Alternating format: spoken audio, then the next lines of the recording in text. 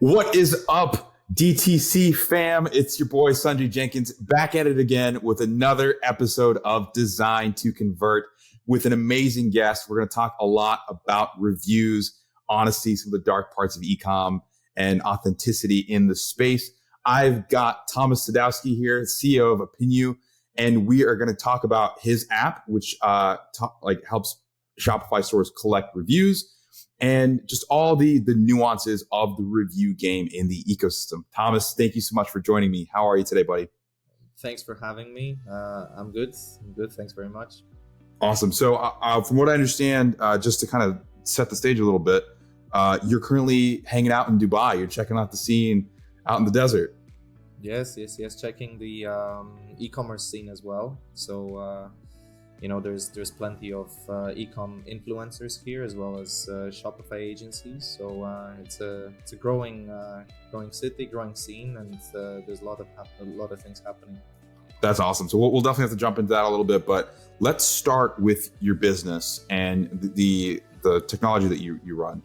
Opinew is a review collection app at the very base level. Tell us a little bit about what else it does and how it fits into to someone's Shopify stack.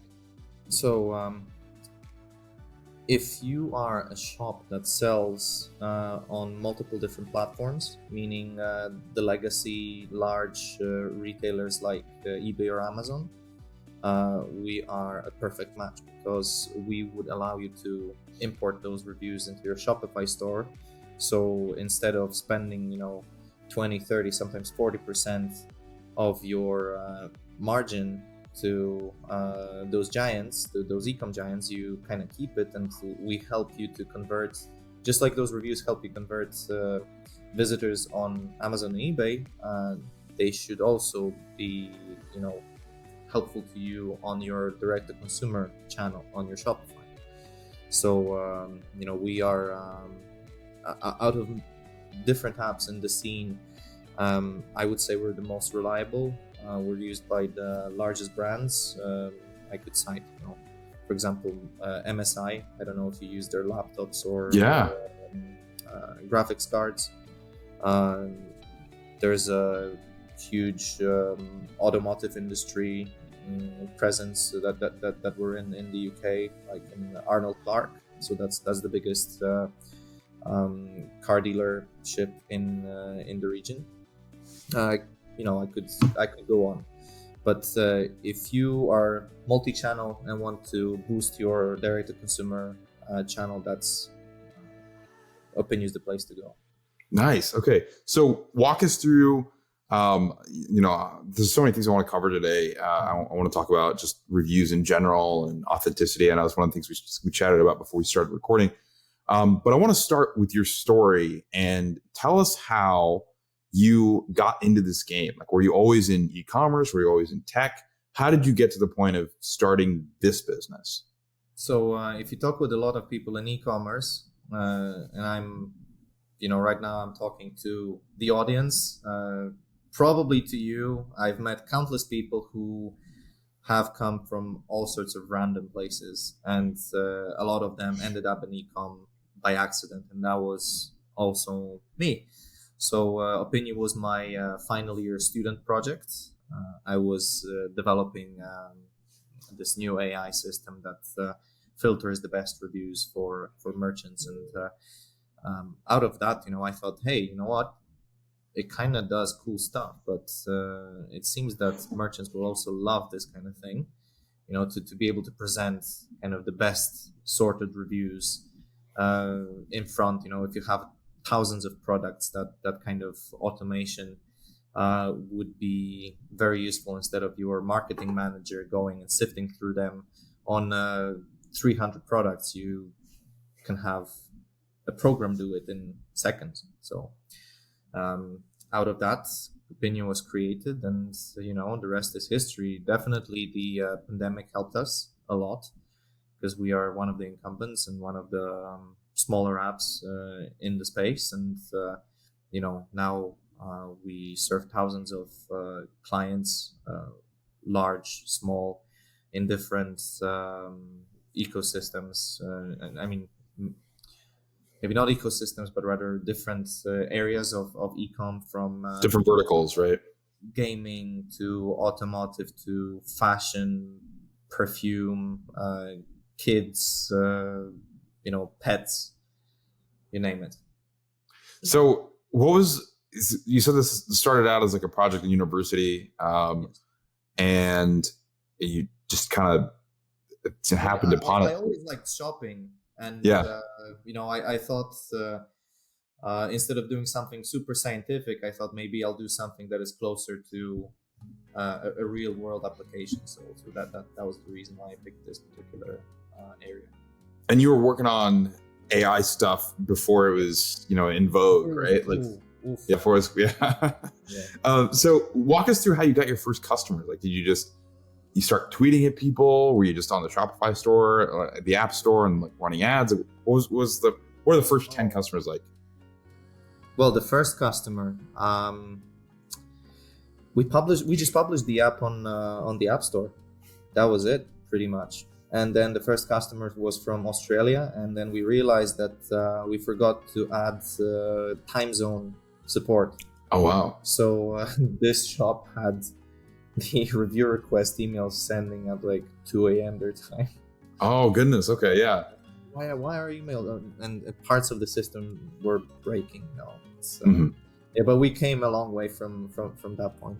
We've got a large team now that handles pretty much all the edge cases, and the quality of app is completely different.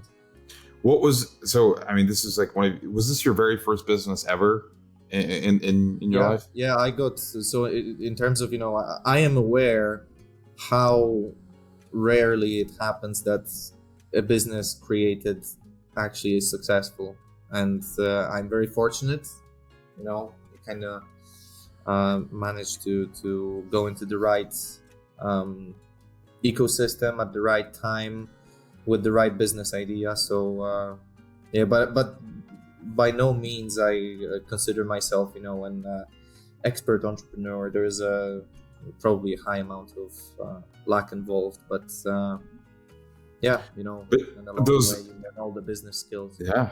So what were some of like the biggest learnings?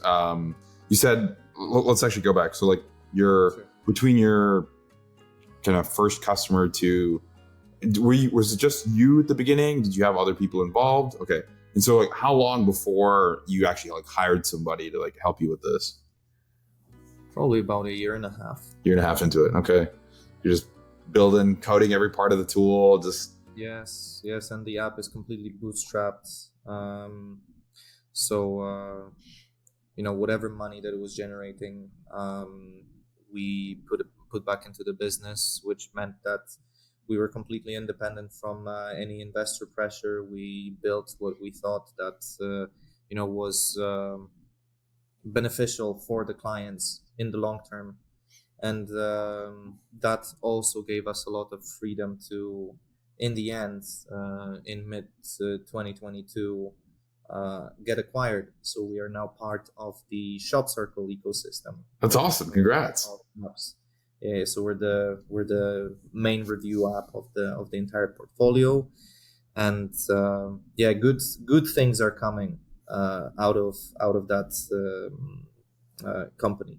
So I can't really tell you much what's happening behind the scenes, but it is really going to be an awesome one-stop shop for that merchants are going to go for any of their e-commerce technology and app needs. That's awesome. First of all, congratulations again. That's amazing. And I think being in that bootstrap environment and having that control, getting to that point of being acquired, that's really tremendous, especially considering this is like your first at bat in the space. That's a great story. And I'm sure there was luck involved, but I'm also sure that you hustled and there was a ton of sleepless nights and stuff like that, right?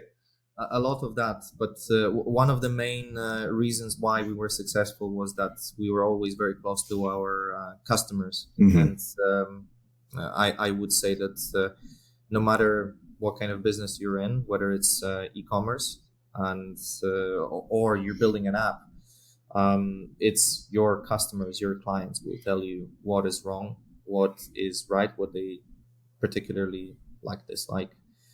And that's where reviews also come in, because you can use them to research or to probe what your customer base thinks about the products that you sell or the level of customer service that you provide. And based on that knowledge, you can then improve your entire business.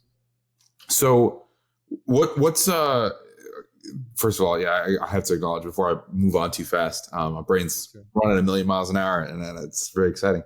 I think what you said just now is really important to pull out, which is, reviews, they help you sell stuff to new people, which is nice. There's the social proof. Everyone wants to have the 5 stars, loved by hundreds of thousands of people. But the other benefit of reviews, which I think is underutilized, is looking at, what's working, what's not working, how people actually feel about the product. Maybe there's a use case that you didn't think about for your product that, is being unearthed by the reviews, or a customer base that you weren't actually targeting, but found your product, loves it. And that's like a new, growth channel for you.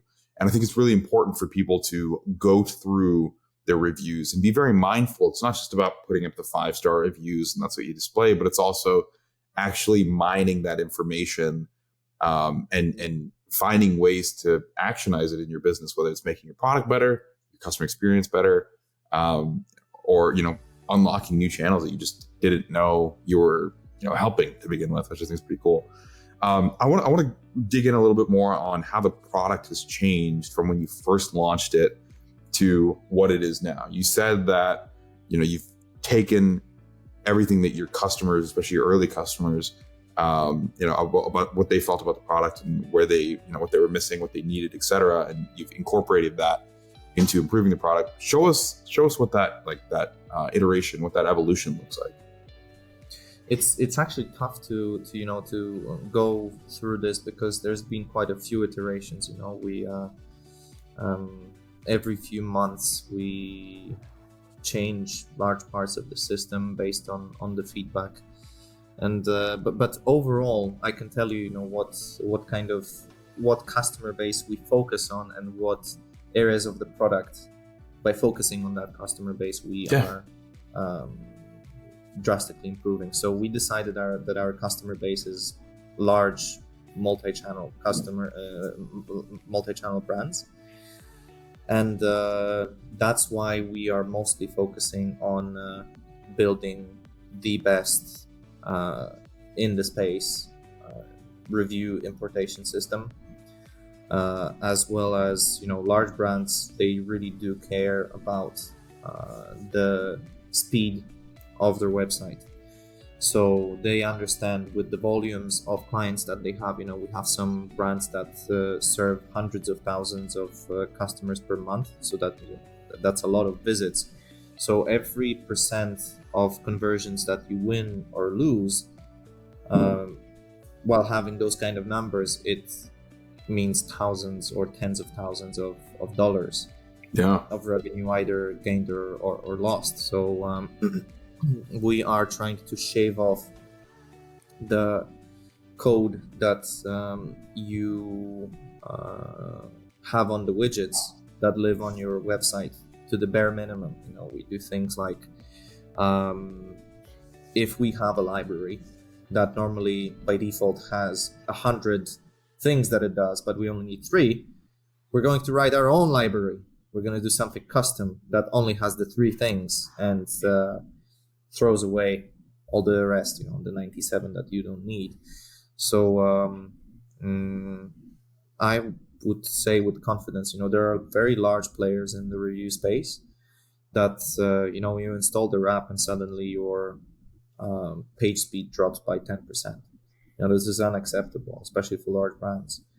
I mean, don't get me wrong, there's a lot of brands, and you probably know yourself, they're on Shopify Plus, but the people that manage it, they have very good knowledge in marketing. They have very good knowledge at how to structure the pages and what needs to be conveyed on the page.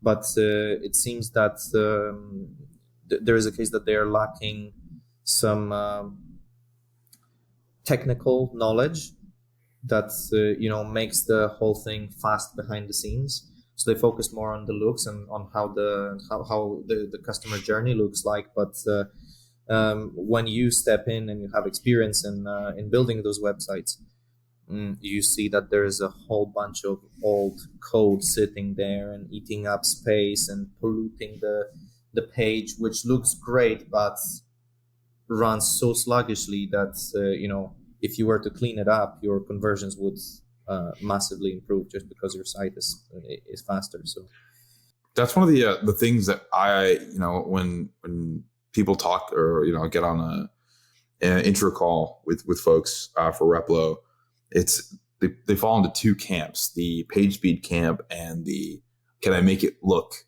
pretty camp, right? Yeah. And the ideal tool, I think, does both. That's something that we're really passionate about at Replo as well. We've got like a whole new documentation page on page speed and all these sorts of things. But it is hard to do. I understand that it's a difficult engineering thing. You do have to be deliberate about making your app fast for Shopify sites and still work with all the Shopify sites and do all the things you want it to do. We in our space, we can see 10 or 100 or $1 billion companies supposedly having their main product be a review app that lives on the pages of one of the biggest brands out there. Mm-hmm. We go and we see their code and it's like, why is this here? Why is this so heavy? Why is this making requests that are completely useless, pointless? It's in a way they make it very easy for us to sell our app to those merchants. So, I feel for the merchants, but I also applaud the engineering teams of those apps for making our life easier. That's fun. That's a good one. So walk us through if let's say I am someone who's new to building on Shopify. It's my first time around, or I've built a really great product, but I've had other people build the website, and I'm stepping into this. Walk me through the buying process for a review app, like the selection process for a review app specifically. What are some of the key criteria that people should be looking at, and what are some of the things that people commonly overlook? I'm sure page speed is one of the things that people commonly overlook. Actually, one of the first things that people look at is how easy it is to get the reviews. Mm-hmm. So if you have them somewhere else, see if it imports and how reliable it is. If you don't have reviews anywhere else, then how easy it is to set up the review request or SMS automations, and how good those emails look like, how good the review request forms look like, whether you can customize that aspect of the app. Does it integrate with, let's say, your email marketing? So we're still focusing on the review requesting. So these days, lots of apps, review apps integrate with Omnisend and Klaviyo. So that allows the merchant to completely have the entire email communication, SMS communication managed inside of their Klaviyo or Omnisend tool, while still be able to leverage all the abilities of the review app, having the review requests and having some bits of this review requesting journey be optimized by the review app. So best of the both worlds. So that's in terms of how you get the reviews. Then you look at speed. You may want to install a few. Shopify these days it has a very handy page speed checking tool. So you install an app and then you check how it affected your page speed. So you can see straight away, and if you're doing that with the review app, make sure that you install the widgets before you check the speed. Yeah.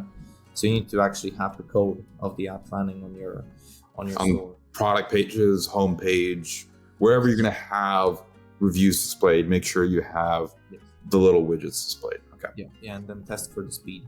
So if you're speed conscious, I would recommend doing that. And then how, in the end, the third criterion is important for all the customer groups, which is how well does the app look on my pages. So here we're talking how much can I customize? Does the app have different themes that can be adjusted? Small things like my UI on my store has all the rounded corners versus my UI on the store has all the square corners. Mm-hmm. And then if you put a rounded corner app into a square corner product page, it just doesn't look good. It looks like somebody just slapped it on, and the entire experience just doesn't look good anymore. It looks unprofessional. Yeah. So all of those customization aspects, you probably want to do that so that it seamlessly fits into your entire design. And if you can find the best out of all of those worlds, an app that reliably imports, has very good requesting functionality, and doesn't slow down your store while still looking good, then you're in for a winner. And obviously that's one of those like layup things. I know that you've designed your tool to do exactly that. Tell me about how you feel about the competition and sorting through, and you don't have to name anybody in particular if you don't want to, but it seems like reviews is one of those app categories for Shopify that is super competitive, and there's always like a new player coming out that's doing something a little bit differently, or they're branded differently, or their go-to-market motion's really aggressive. Environment, right? Yeah, there you go. Yeah, to put it mildly, it's a red ocean environment full of blood. So how do you like swim through that? And I'm going to ask that question two ways. How do you, as the app owner of a review app, swim through that? And how does someone who is building a Shopify store that's trying to figure out what review app to use, like how do they figure it out? Because I'll tell you my own experience as a Shopify store operator. I found one that was recommended to me in 2019, and I've just used, that's just the one I use. I know it, like I know how it works, but I've never actually like gone through since that time. I think before I probably like went through a bunch of different ones, but like since then I used looks.io. And so that's just the one I've used, and I've never switched, but I've never done what you said, which is like check page speed before and after. I just say, I don't know which, and one of my best friends, he's like hardcore Junip. Like he's a hardcore Junip guy. So it's just like, how are people supposed to navigate through this? So you stumbled upon a very big problem in e-commerce these days, and it's that there's just too many apps. You really, once you learn one thing, you're like, fine, I'm just going to use it. Mm-hmm. It's why people who are on Linux operating system, it's like, okay, fine, I've been using LibreOffice, this open source free spreadsheet and Word, Microsoft Word clone for X years, and like I really like I'm not going to use anything else just because I learned it and I don't know the other stuff. Whereas if you use let's say Google Sheets and right, or something else, you're going to have all the cool functionality of being able to share it with others and collaborative, but you just don't have the brain capacity. You just want to get on with your daily work and don't want to install or try 15 different apps. And God, if it was only 15, it's probably about 50 of the review apps. So like I mentioned before, that's what we are trying to we're trying to solve this pain at ShopCircle. And basically you're going to have probably one or two review apps to choose from, depending on what kind of merchant you are and what kind of main functionality you need. So all that pain of what's it called, the decision fatigue, we want to remove that. but yeah, it's a very hard environment for an app developer as it currently stands. But you know, we've been here for quite a few years. I think it's over 5 years right now, and I don't really think about competition that much. Obviously, you know, we do some research on what's trendy and what others are doing, but we don't really trouble ourselves with overthinking too much. We focus on our own customers. We focus on our app to build it in the best way possible. I could give an example of one of the biggest brands on the planet. By no means I don't want to compare myself to Apple because that's a really far comparison. But what they do usually, they kind of just do their own thing, and maybe a lot of people are saying, oh, Samsung had it 3 years ago. Yeah, but Apple released it 3 years later and it's twice as good. So, they just perfected. And it fits in with the whole ecosystem, right? Yeah. Yeah. Why are you wearing AirPods and not some other brand? Yeah. It's just because it's just so damn good. Yeah. And they do it in the best way possible. They just focus on making the products best as possible. And they then rely on maybe not that much on the advertisement, but rather on what their users talk to their colleagues and fellow, or friends. And that's how the word spreads, that Apple is the most reliable, the most polished app. Yeah, best ecosystem. Like, it's the iMessage versus like the Android green bubble versus the blue bubble thing, right? And I think it's an important distinction. I also think that this is a really good parallel to what's happening in e-commerce in general, right? So, you've got all these companies. It became super easy to spin up a Shopify site, and, build out a theme or whatever, and maybe you buy inventory, maybe you drop ship, whatever you do, but like slap a logo onto a bag of potato chips and boom, you've got a brand, right? But the brands that stand apart are the ones that actually take the time to invest in their experience, build something that stands on its own. And sure, there are other competitors flooded in the market, but when you read the reviews, when you talk to the people that use it, the word of mouth, right? It's like, okay, this is the best bed sheets because, like, oh man, like you lay in them, I feel so comfy and cozy, or this is the best bed. Half a second. Right? Like, and that's the kind of stuff that is worth investing in. It sounds like that's your philosophy as well, which is a great philosophy to have. Is very much one that we've definitely adopted at the Replos side as well. Like, obviously we're aware of who everybody's is and know how to like message to each of the, right, you guys versus these people. But yeah, no, I mean, I think it's a fantastic point. I think that parallels actually, it makes a lot of sense.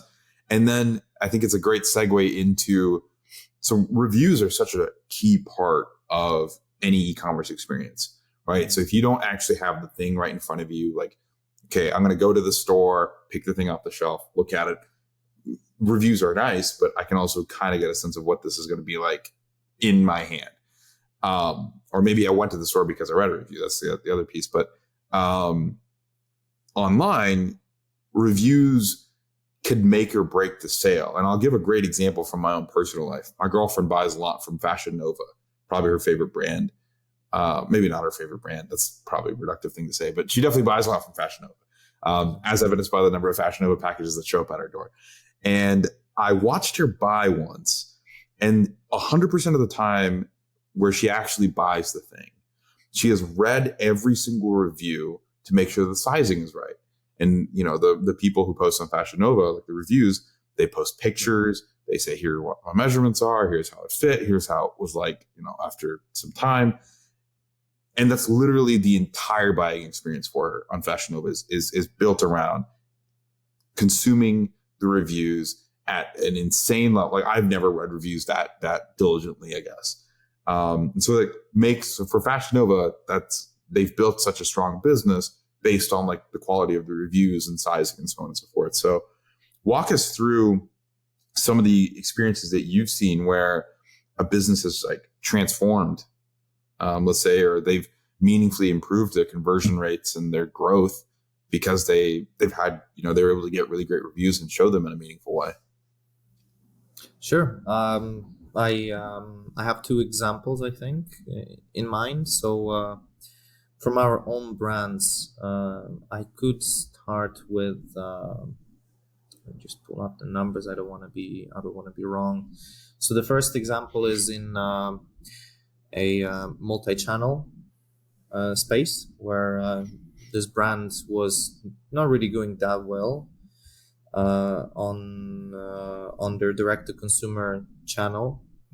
They could spend thousands of euros on advertisement, but if you're driving all that traffic to a page that doesn't really have any social proof reviews, then people are going like, oh, do I trust the marketing? I'm not sure. So the brand is called Nipo. They sell electric massaging products. So something for, let's say, your lower back or a whole massaging chair. So how do you trust? Because those are usually high ticket items. So how can you trust that kind of thing without actually sitting or using this kind of product? And they really want to go through the pain of ordering a massaging chair to your house, unpacking it, and then trying to send it back.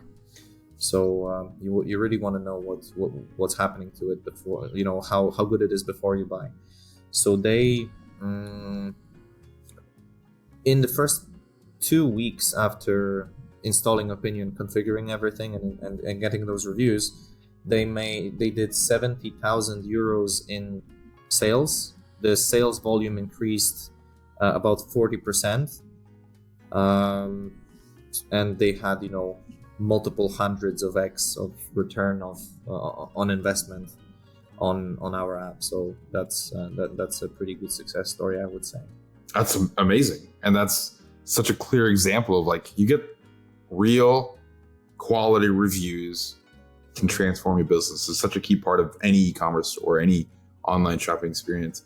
But emphasis on the real.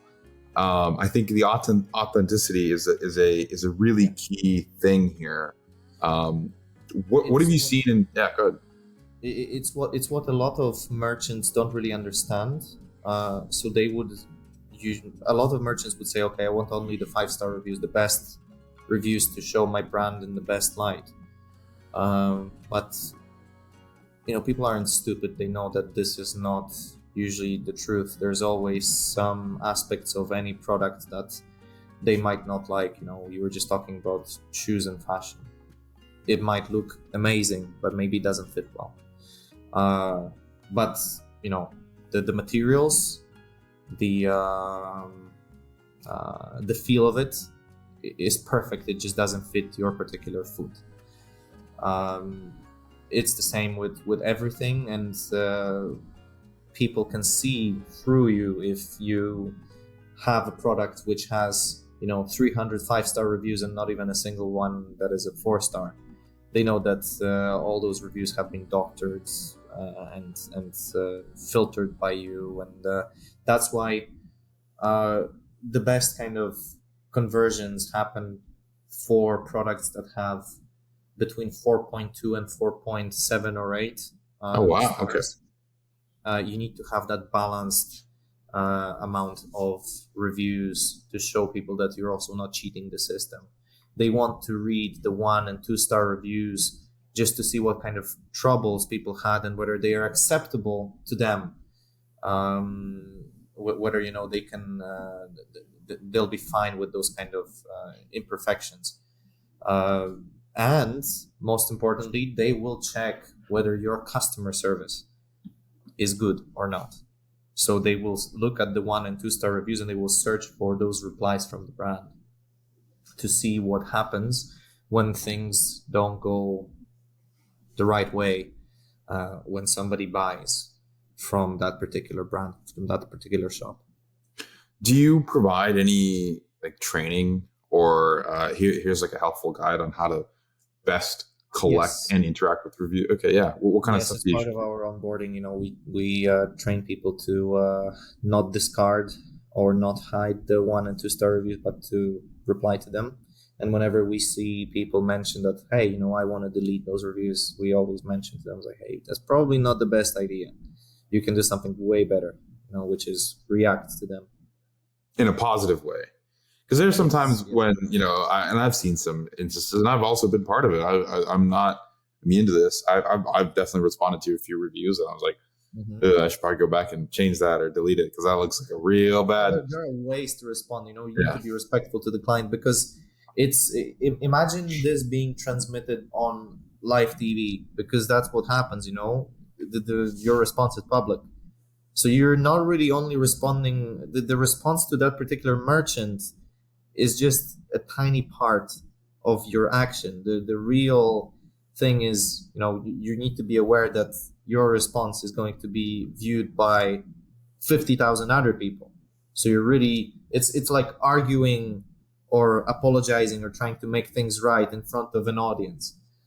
So you want to show to the others, how you treat your clients. Well, so, you mentioned, some folks want to hide their reviews, and I've been in that instance, like a lot of like my agency clients at one time, and it's just like, hey, like I want to get rid of this. Like I don't want anyone to see this. And so your response is like, hey, like here's the positive way to respond to this. You can actually turn this experience around. But what are some of the reviews where you're like, okay, we should hide this? Like, are there any instances where you think people should just... Of course. If you have somebody who is unhinged and is just spewing hate and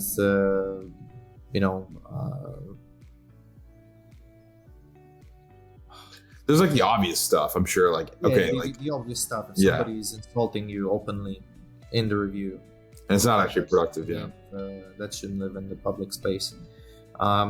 If you have a strong sense that this is your competitors just trying to make your brand look bad in front of your customers, which obviously it happens sometimes, then by all means delete that review. But if it's a genuine trouble that somebody had, that you see like, okay, maybe our service messed up, and we know that this is not the real this is not the standard that we keep on the daily basis, so let's do things right by the customer and showcase how we've done it and what we've done to fix the situation. How often have you seen like where it's like, okay, very clearly a competitor jumping in to leave a bad review? Is that because I've been in the e-com dark circles or the internet marketing dark circles enough to know it happens, and that's all I'll say there. But do you see that a lot? There were a few instances, but it was always very random. Did you have a specific, let's say, niche of products or a specific type of shop that you've seen this happen? For me personally, when I ran ecom for Buff City Soap, I saw a couple of competitors. There was like one in particular. There was like a bunch of drama going, right, lawsuits and things like that. So I did see a few of those bad ones. There was one brand where I was working with the new owners of the company. They bought it from someone who had been running it for 10 years. They rebranded it and launched it, and the new brand didn't resonate with the original audience and the original customer base. And so there's a ton of that. Like, it wasn't so much competitors, it's just like a lot of people that were legacy like customers. Yeah, and so there's a ton of that. But the competitor stuff specifically, definitely in the soap game, I saw happen more than I'd like to admit. And it was just like, okay, because the time we picked up on it was they used their work email to leave the review. So their email isn't displayed, but we can see. And I'm like, okay, you just let autofill tell on you. Yeah. You see, this doesn't really happen that often on Shopify stores because of the level of control that you have over the reviews, right? Which is both good and bad. Good in the situation when a competitor leaves a review, and bad in a situation where the brand just sabotages themselves and deletes all the negative reviews. But you can see it way more often on platforms where the owner of the business has almost zero control over the reviews. So like Google Business Reviews, Trustpilot. And Amazon too, I would imagine, right? Amazon, yes. Yeah. Yes, that happens there too. Although on Amazon you see all sorts of weird things happening, like, people buying a listing that had 10,000 reviews on a paperclip and then changing it to a TV projector for $5,000 per item. Does that still work? I've heard of this.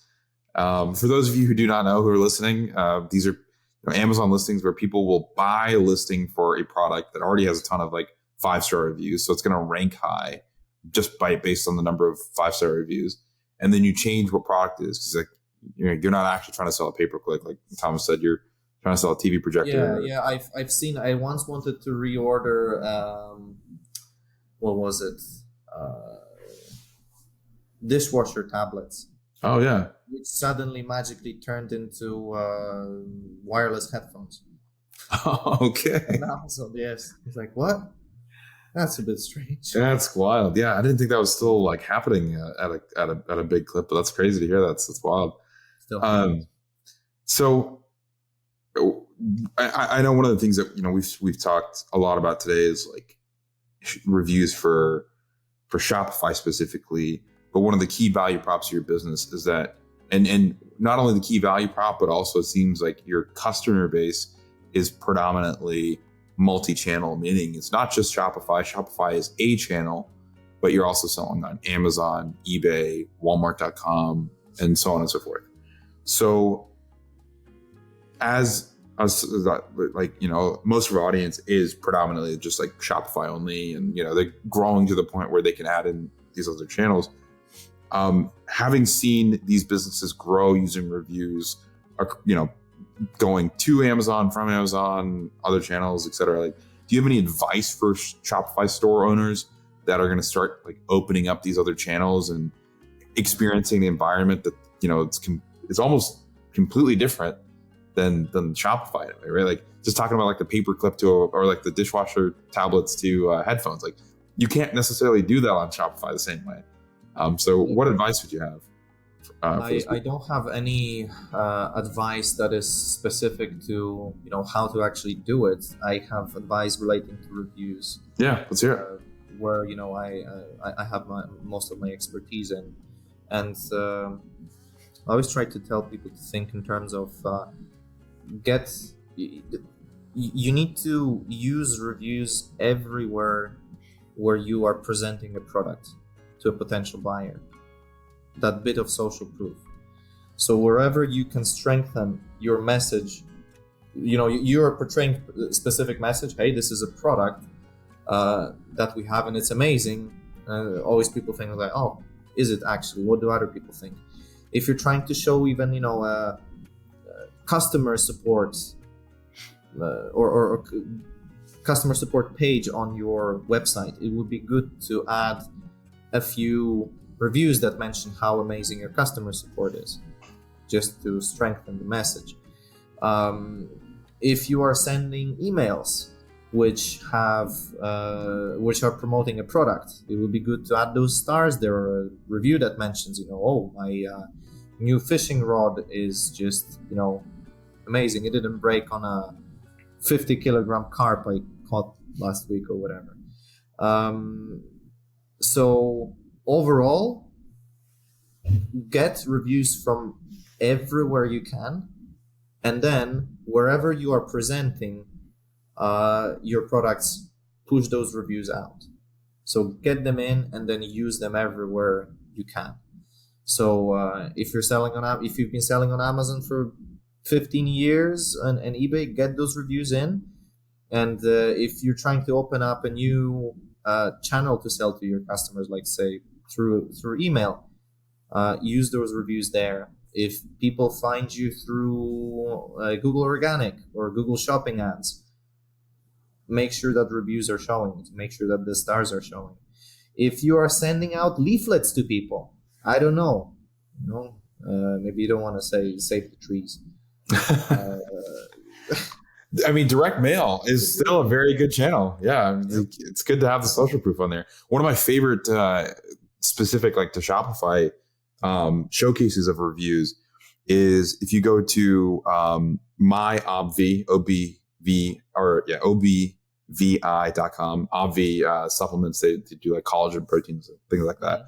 They're on Shopify Plus, and if you go to their checkout, they'll have like their top banner. Instead of just having like their logo and nothing else, their top banner is just a bunch of like 5-star reviews with pictures of people holding their product up. You see the reviews, you actually just see exactly. Don't drop off at checkout. Yeah, and it's like, okay, it's that one last push. You're like, you've gotten them to check out. That's the number one place. I mean, they either buy, they don't buy at that point. You want them to get them to buy. Show them the review there. Like if you can, obviously, you may need Shopify Plus to pull that off, but in your ad creative, in your landing pages, obviously, I mean, it goes without saying, definitely have, star reviews on your landing pages and the specific quotes. In your ad, like, I think in the ad creative as well, I think it's something that people don't always do, but that does help quite a bit if it's actually shown, like not just the stars, but also what people actually say. I mean, it's a pretty powerful thing. Tomasz, we're coming up on time, and I definitely don't want to keep you away from exploring the wonders of Dubai by any means, but I have a couple more questions for you. And the first one is a business related question, and the second one is a personal question. So I'll start with the business related question. You've been building this business for the last few years. You got acquired by ShopCircle. You're still in it. You're still helping improve the reviews ecosystem, improve conversion rates and just overall revenue for your clients. What's the number one thing that you can talk about publicly that people can look forward to over the next 6-12 months coming from you and your team? Sure. So first of all, for any new users, but also existing ones, we are working on a massive improvement to our onboarding as well as just user experience of everyday usage of the app. So very exciting things are coming. The app will be very intuitive, a lot easier to use. So yeah, that's coming, and that's coming in the next, it'll be a few stages of that, but the first stage will be released this month. Nice. And something from, so this is the improvements of the app. Now we're also working on some new features where you'll be able to push your reviews out. Like I said about pushing the reviews where you can present your product. So we'll be pushing them into social media. So we're talking Twitter, Facebook, and Instagram. Oh, that's awesome. Yeah. And then the personal question is, if you could take all the knowledge you have now and go back to your younger self, what advice would you give to your younger self just starting out trying to build this business? What's the one thing you'd tell them? Focus on the customers. Hone in on one specific problem that they have, and just focus on that. Mm-hmm. Don't try to overdo it from the start. Build everything and with 100 bells and whistles. Just focus on one thing, because it always brings the most. If you can be a product that is the absolute best for solving one specific thing, everybody who has that problem to solve will naturally pick only your app because you're the best. And then once you conquer that particular niche, you can start to slowly kind of expand bit by bit to build another functionality that is the best out of everybody. So that's awesome. Yeah. Well, that's focus. I think that's a great piece of advice that anyone can use at any point in their life. I know I can. So Tomasz, thank you so much for taking time out of your day to talk to us. I know it was all the time zones and all these other things. It was definitely like, I appreciate you. It's been fantastic. If your business is looking to get better reviews, display them across, all your different channels, import them from all your marketing and sales channels, and not sacrifice page speed, definitely check out Opinew. Link in the bio for sure. As well. Yeah, hey, we're trying to make people's landing page dreams come true too. So, but definitely, this has been a fantastic conversation. I know we're gonna have to have a follow-up conversation as well. Maybe I can come up to Dubai, trying to see if we can put that on the company card. But yeah, thank you. One thing we didn't mention. Yeah. I completely blanked out. One of the most exciting things that are coming in the next few months is the Opinew Replo integration. Yeah, that's going to be a big one. Yeah. One of the, people ask, like, hey, do you work with X app, whether it's a subscription or a review or whatever? And at this point, the answer is almost always yes. So it's going to be great. The Replo Opinew integration natively, making it super seamless for you to show your reviews without sacrificing page speed or sacrificing your design. Give best of all the worlds. We're stoked for that. We're just grateful that you're part of our partner ecosystem as well, man. And thank you for being a guest on Design to Convert. And for all of those of you listening or watching, we greatly appreciate you sparing some of your time to hang out with us. So thank you again, and we will see you next time.